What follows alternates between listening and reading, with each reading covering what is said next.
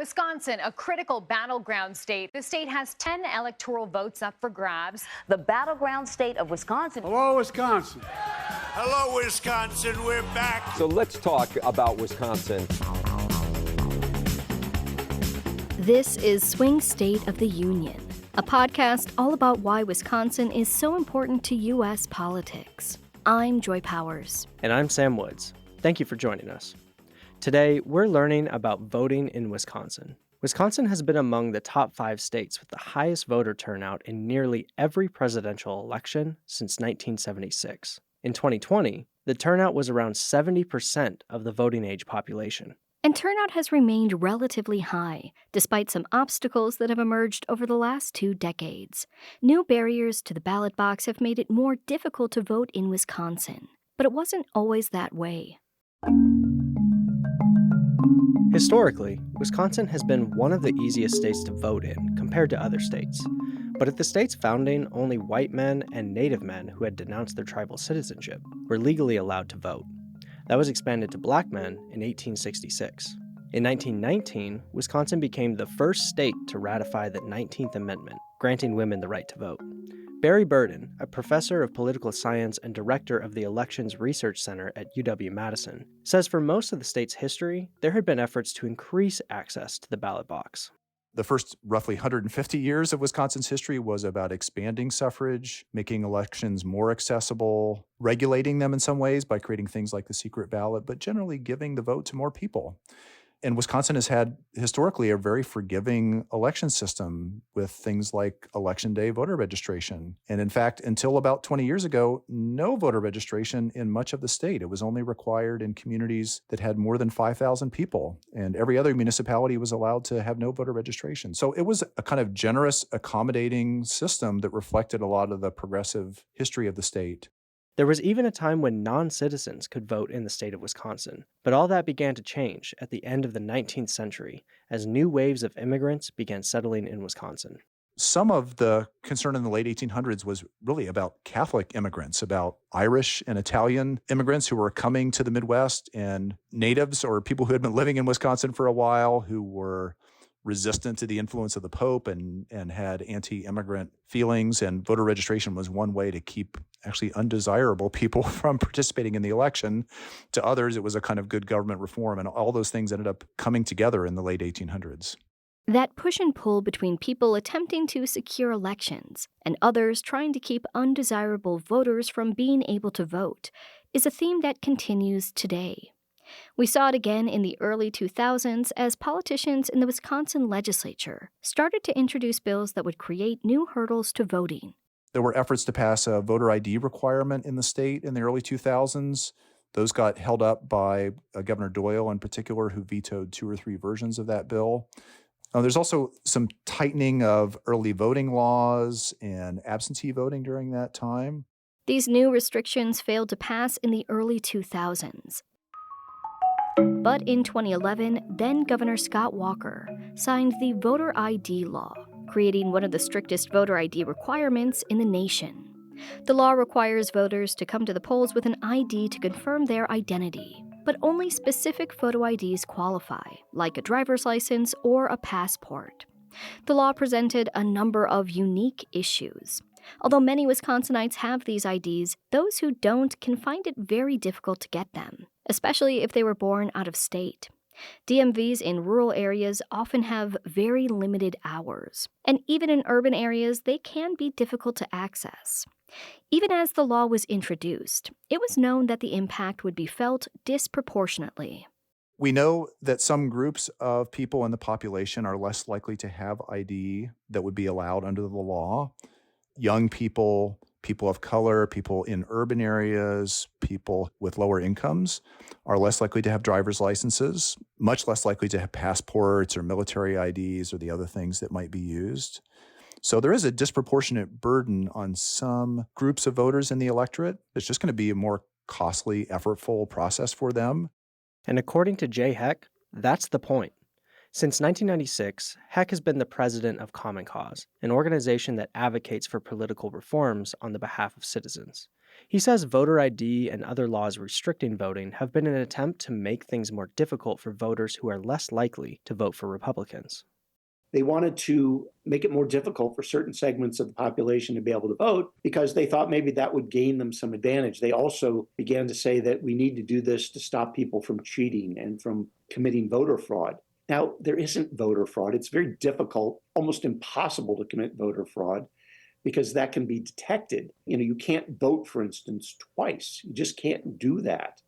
But if you raise the specter that there's voter fraud, then you create the atmosphere amongst certain segments of the population that there has to be impediments to voting to make it more difficult. Voter ID was challenged and made its way through the courts. After years of litigation, the state began enforcing voter ID in early 2016. But those years in between were confusing for voters, and that confusion can be a big issue for people as they head to the polls, according to Burden. Surveys showed that much of the public didn't actually know what the law was. And the funding that had been allocated to the State Elections Commission to do public education around the law when it was passed had dried up by that point. So there weren't robust PSA campaigns and PR efforts run at the state level to inform the public of the rules. And so there had been a couple studies showing that one effect of the law was the law itself, that some people just didn't have ID and were going to have difficulty getting one. But another effect of the law was uncertainty, that there were people who didn't know whether the IDs they had would work. And that's continued. Since the battle over voter ID, Wisconsin has gone on to have many court battles over voter restrictions proposed by Republicans in the legislature, and other lawsuits challenging how the state conducts its elections. This litigation is often happening very near to the election, which can create a lot of confusion for voters and for election officials. There's litigation and court rulings and other actions, maybe by the Elections Commission, that end up changing the rules in the midst of an election year. That might be true this year as well. There are cases pending before the state Supreme Court that could result in some changes before we get to November. Heck says it's all part of a larger plan to restrict access to the ballot box in Wisconsin and what he calls voter suppression. Forms of photo ID, restricting the amount of time, changing from 10 days to 28 days, the residency requirement. That also locks out a number of people from being able to vote. Reducing the early voting. We used to be 3 weeks in Milwaukee and Madison and some other places. It's now 2 weeks. Can't vote in absentee ballot the day before the election. So all these things, we call it death by 1,000 cuts, that make voting a little bit more difficult, a little more onerous. Those are what I would call forms of voter suppression. But one person's voter suppression is another's voter protection.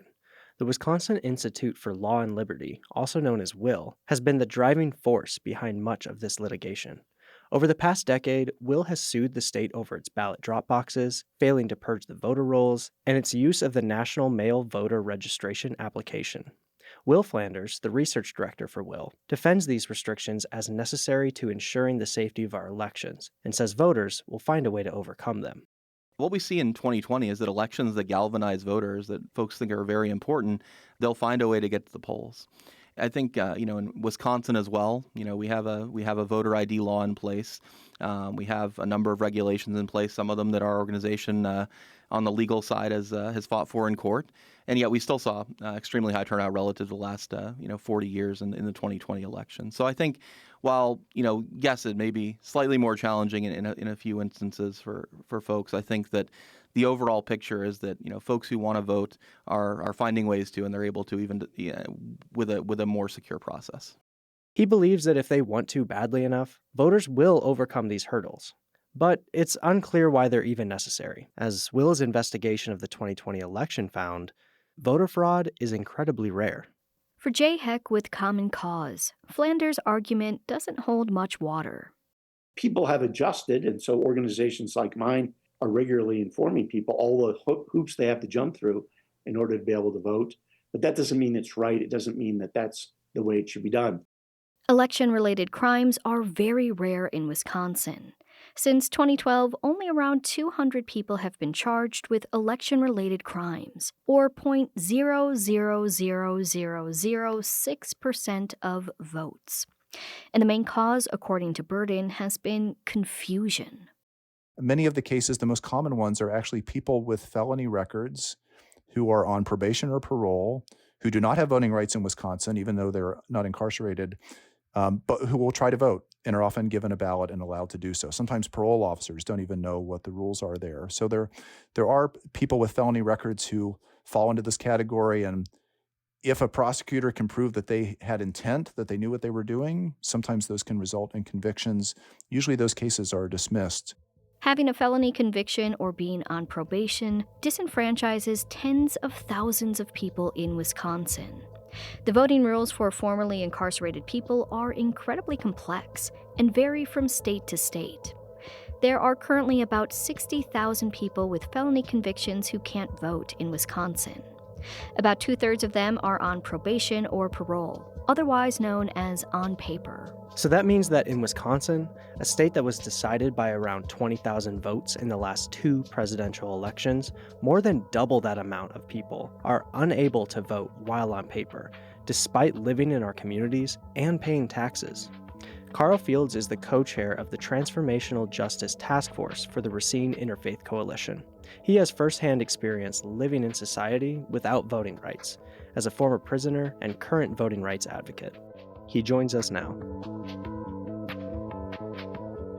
I can imagine some people saying that if you're incarcerated, you shouldn't be able to vote, whether that's for felony or misdemeanor. You made a mistake. You're incarcerated for a reason, right? True.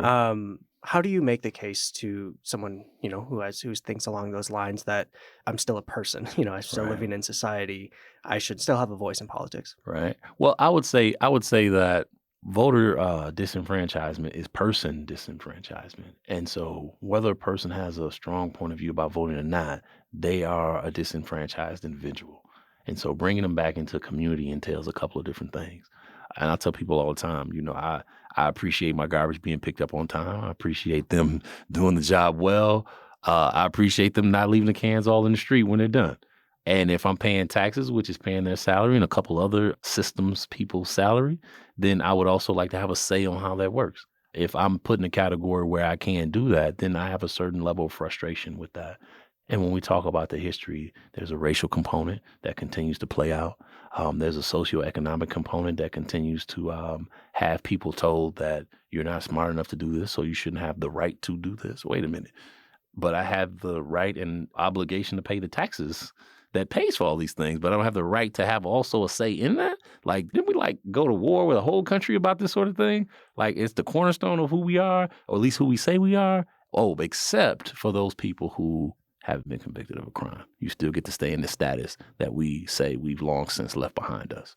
So looking at, I guess, re-enfranchisement might be what we call it. After incarceration, who is able to vote here in Wisconsin? So after you're done with the system completely and you are discharged, you can then vote. Wisconsin's system has it to where legally you can't vote until you have been discharged and are completely done with the system. It is automatic, which is huge because there are a lot of states for which that's not automatic. But it is automatic once you are done. The day you're done with paper is the day you become an eligible citizen again. And Unlock the Vote is about a campaign through Wisdom, through Expo, a couple different other organizations, free, is having the right to vote when you are home in the community, paying taxes, and you need for community systems to work well for you. You should also have a say in that, and we should, for the purposes of rehabilitation and recovery, support that and encourage that.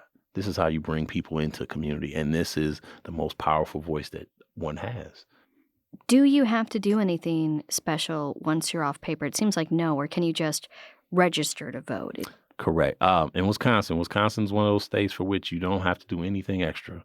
You will, unfortunately, get a particular spiel that says if you've ever been convicted of a felony, you've been on paper, then if you're voting now and you don't have the right to, it's illegal, you will be charged with felony again, et cetera, et cetera. I know multiple people who have gotten off paper and within weeks it was voting time. They did so. Their name still showed up on this piece of paper that says you can't vote. And polls get this piece of paper. And so people who are manning the polls have a sheet of paper that says, oh, you are one of the disenfranchised. You cannot vote. I would also say that from a community standpoint, we should also fight for them to have the opposite, which is a paper that says this person is now done. If you really want to bring people back, and you want to be fair, You want to bring people back into community. You want them to have a say. A side note to that, honestly, though, is that when we talk to politicians from left and right, it's a misconception that everybody who is system impacted will go one way, and that way is left. And that is not the case at all. That is not the case at all. And I know a whole bunch of conservatives who I was incarcerated with in my 16-year stay, who were not Democrat, will never vote Democrat, but they do want fairness, and they want the system to operate in a way that works for all. And even they were also acknowledging that that wasn't the case. And I said, well, I would like for you to ultimately vote for somebody who's going to, bring some dignity and respect to this thing. And that's about it. That's all I can really ask of you. You alluded to that it's not, if these 60,000 plus people that in Wisconsin that currently cannot vote because of incarceration related reasons could vote, it's not necessarily a blue or red swing. Not at all. But would politics change at all if suddenly, those 60,000 plus people would be able to vote? Like, because I feel like there's a perspective there that politicians would listen to if there were 60,000 people that had this experience that now can vote. It absolutely would change. And one of the reasons is because of the economics tied to this. There are two kinds of economics in my view. And one is the non-voting resident who is in a prison, who is counted as a resident of that city or that village or that town, but they have absolutely no say in the voting side of things, of who their representative is going to be. And so if you have a town that is mostly incarcerated people and very few townsfolk, which is a real scenario. I won't put it out there here, but that is a real scenario. The representative is representing the fourth or the fifth of the people who they can connect with, who can vote for them.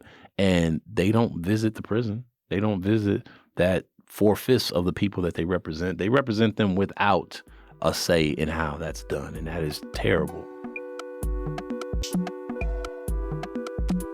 We'll continue exploring the current threats to voting rights in Wisconsin after a short break. Hi, it's Terry Gross, the host of Fresh Air.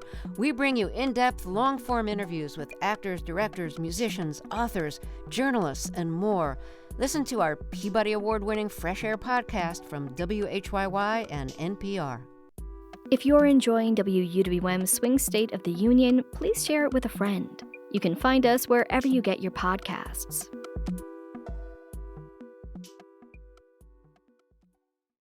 Summer Murshid believes in the integrity of elections, not out of idealism, but because she's seen them work time and time again.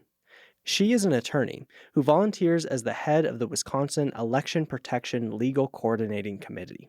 I started in this work 15 years ago, right after I graduated from law school, and it was much smaller then. It has grown to this wonderfully effective, robust group of coalition partners who do nonpartisan election work, not just on Election Day, but throughout the year. On Election Day, she coordinates a roving brigade of election observers who watch polling operations and help troubleshoot issues that come up. Things like navigating curbside voting and making sure people have the correct documents to register.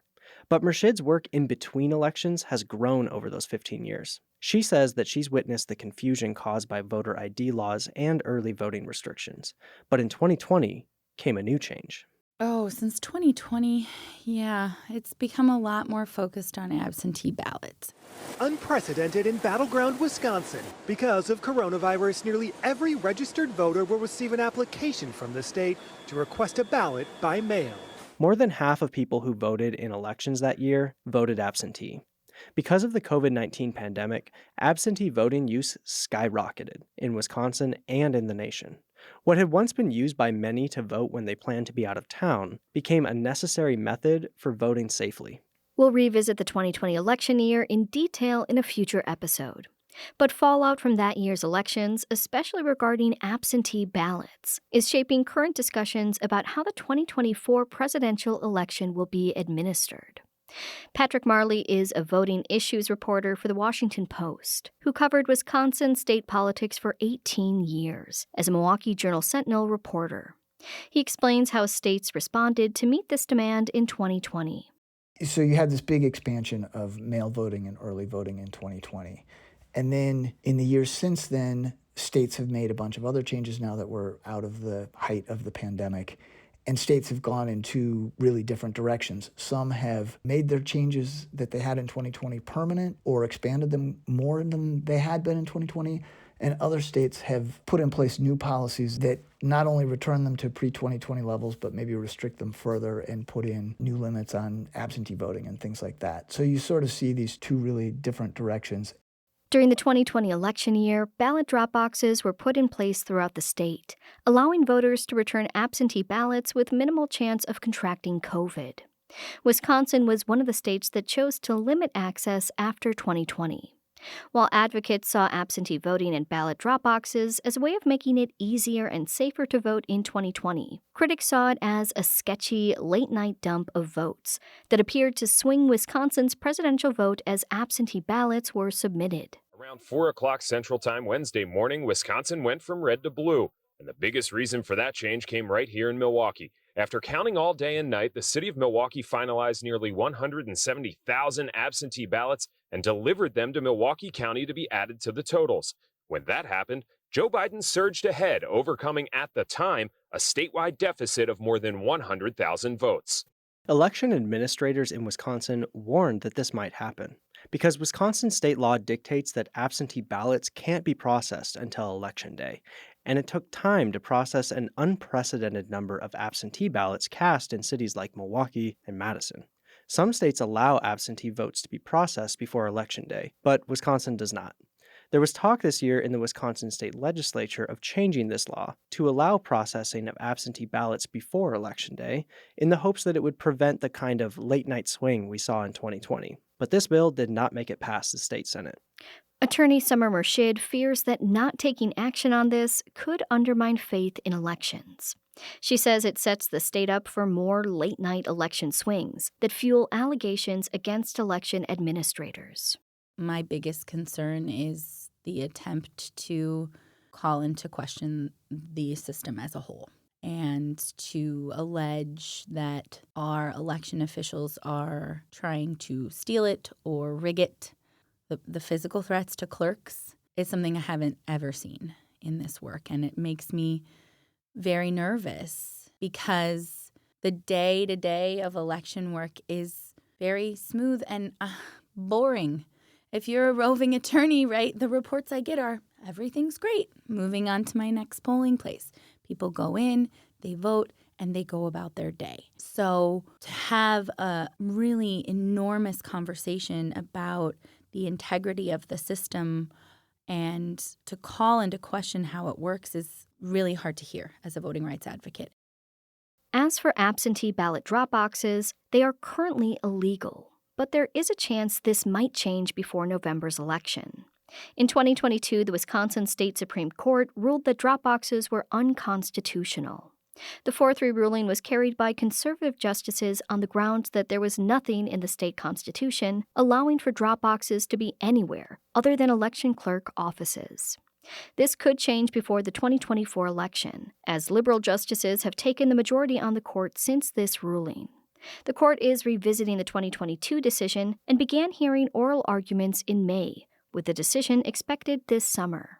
But less than 6 months out from the November election, with false narratives lingering from the 2020 election and possible changes to voting rules coming out of the state Supreme Court this summer, the environment is ripe for disinformation.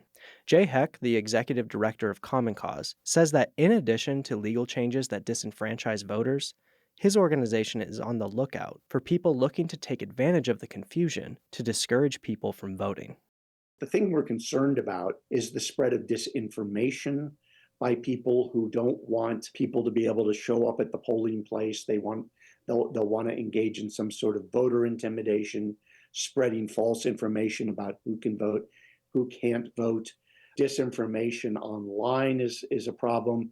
We're looking to combat intimidation at polling places, people who might stand outside a polling place and try to tell people that they can't vote if they don't bring certain forms of ID with them, or if they're trying to register to vote for the first time and try to discourage people from doing that. So those will be things we'll be concerned about.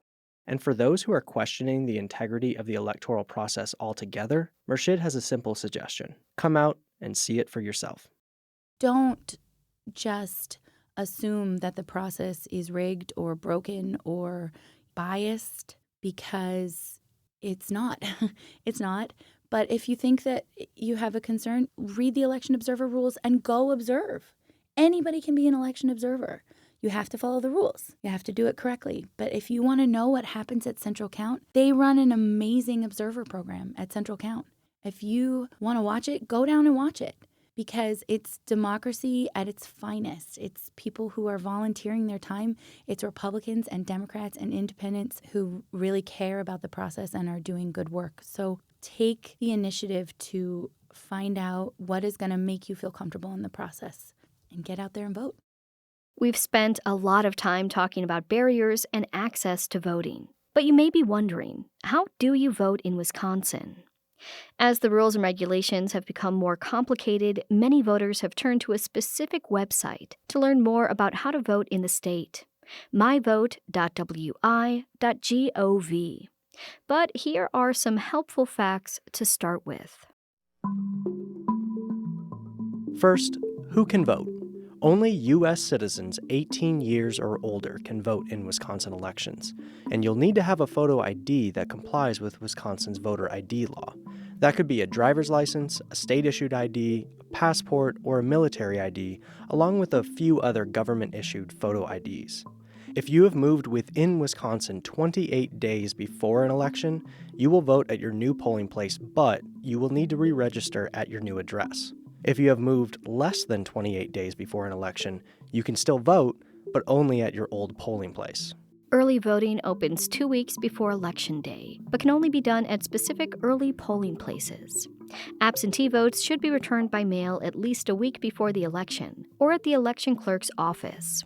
If you haven't returned your absentee ballot by Election Day, you can vote in person at your polling location as you would in any other election. If you haven't registered to vote before Election Day, that's not a problem in Wisconsin.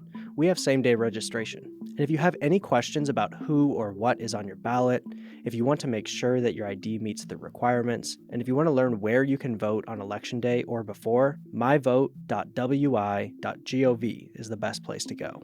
And you can also check out our voter guide at wuwm.com for more voting information.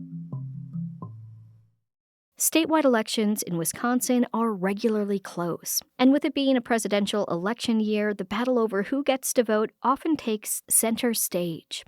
But it's a battle that isn't always hashed out on Election Day, but in legislation, debate, and court cases, as Patrick Marley explains. Everything in Wisconsin, every policy gets litigated. Brad Schimmel, the former Attorney General, used to make a joke that in Wisconsin, a bill becomes a law, becomes a lawsuit. Everything that passes of any significance gets sued over. Whether it's voter ID or absentee ballot drop boxes, there's always going to be a fight over who gets to vote, because the stakes are so high, especially in a swing state like Wisconsin.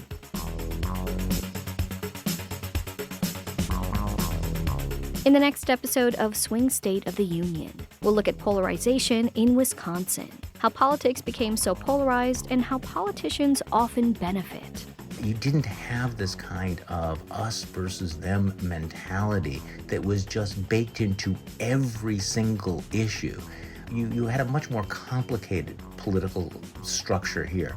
And of course, that began to change, and I think probably you can go back to, the early 2000s and, post 2010 for when that became really intensely divided, and I was certainly part of that.